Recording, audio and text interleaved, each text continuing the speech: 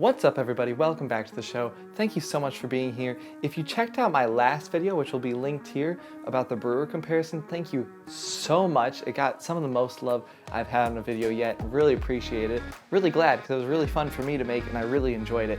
But today, we're going to talk about why there is not a perfect end-all go-to pour-over recipe. Okay.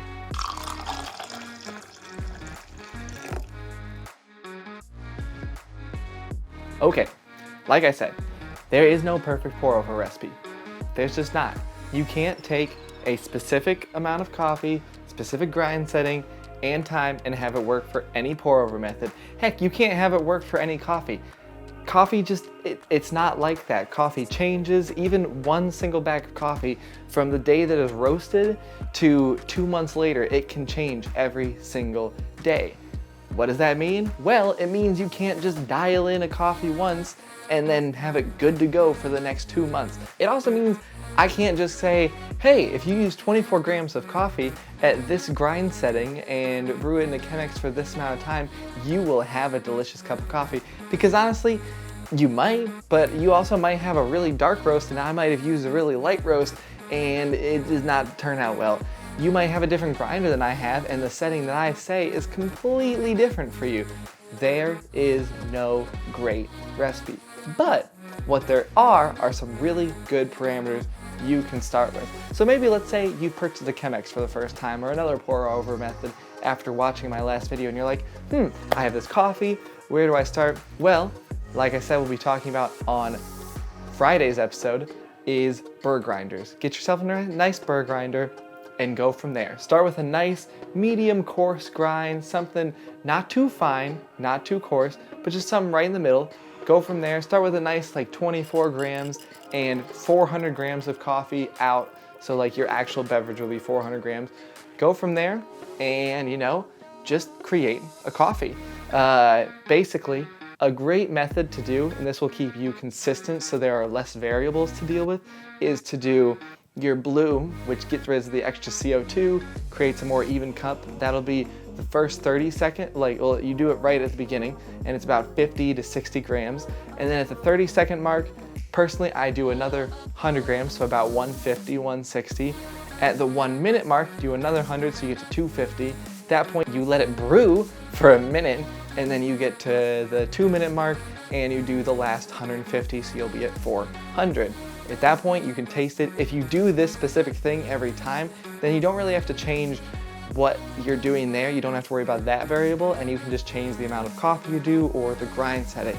Now here are 5 do's and don'ts of pour over coffee. No matter what coffee you're doing, no matter what method, do and don't these things. Don't ever grind it super duper fine like you would an espresso. You just won't get coffee because it's so incredibly fine. And don't brew it so coarse like you would for a cold brew, because the water will just run straight through it and you'll get this weak, sour tasting espresso because it won't have coffee, because it won't have extracted properly. Don't do that. But do weigh everything. Weigh the grams of beans that you put in, weigh the amount of water that you put in, weigh the amount of water that you put out. Weigh everything. And then, take notes if you're gonna be doing this a lot, because that is the only way you can improve upon your coffee and make sure it is tasting better. If you don't weigh it and you're not writing it down, then tomorrow or the next day when you go to make that same coffee again, you're gonna sit there and go, how much coffee did I use? How much water did I use? What grind setting was that at? If you don't know, what are you gonna do? You can't do anything. You can't change it. Write everything down and do weigh everything. It might seem excessive. You might say, why can't I just do 2 scoops? No scoops. Weigh it. Just trust me. You'll thank me. Okay. Don't use just one recipe for every coffee. If you dial in this beautiful Kenya like I had this morning and you find out it's perfect at, we'll use mine for example, 25 grams, it's a slightly finer setting on my grinder, and then 400 grams out, and you're like, ooh, this is great. Start with that maybe if you're using another coffee when you get a new coffee, but don't think that that is your perfect recipe for every coffee. For another coffee I might have, maybe it's 24 grams, maybe it's 26 grams, maybe it's a completely different grind setting. It will be. Just accept the fact that it will be. There is not one great recipe that works for everything. Now, like I said, there are really good starting points that you can use, but there's not one perfect recipe. 2, please experiment with ratios. Whether it's the amount of coffee you want to put in, the amount of water you want out, even the time if you want to try to get a little crazy with that at some point, experiment with different ratios. If you're tasting a cup of coffee and you've brewed it and you go, the flavor's nice, but it's lacking a little bit of body. Well, that probably means you just need to add a little extra coffee at the beginning. So if you have, 24 grams, do 24.5, do 24.2, something like that. Get a little extra in there and just bump up that body a little bit. If you taste it and it is just bitter and it just sits in your mouth and it's just thick and viscous, well, one, it's probably way too over extracted. So just dial it back a little, coarsen the grind setting up if you can, or just take the coffee down if you can. So if you're doing 26 grams and you taste it, boom, just drop it down to 25, and you never know, you might be good to go. Just experiment, have a little fun with it. Coffee's a little intimidating, but it's supposed to be fun. That's the whole point of it. And finally, don't, under any circumstance, get frustrated. You're going to want to. We've all been there. Myself as a barista, I've worked in a coffee shop for 3+ years, and I've stood there trying to dial in a coffee, and you just want to take the grinder and you want to throw it at the window. Don't. Just breathe. If you're getting frustrated, just pause, come back to it later. It's not always going to work out great. Sometimes you might be like, I am going to get the perfect cup of coffee today, and you brew 1 cup and boom, it is good to go. Sometimes, like I've done in a shop, you are going to brew multiple cups of coffee and you just can't seem to get it right no matter what you do. And that's just going to happen some days, and that's okay. And you just have to be all right with that. So yeah, just don't get frustrated and you'll be all right. Now, I don't want you to take this as meaning, well, Josh, you said there's no recipe, so in the last video, didn't you say that there's some great AeroPress recipes? Yes, there's some great AeroPress recipes.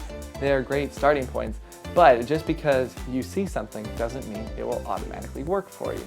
Coffee's about experimentation. You just gotta have fun. Enjoy it a little bit, go a little crazy, and know that sometimes you're just gonna epically fail and make a miserable cup of coffee and dump it down the drain.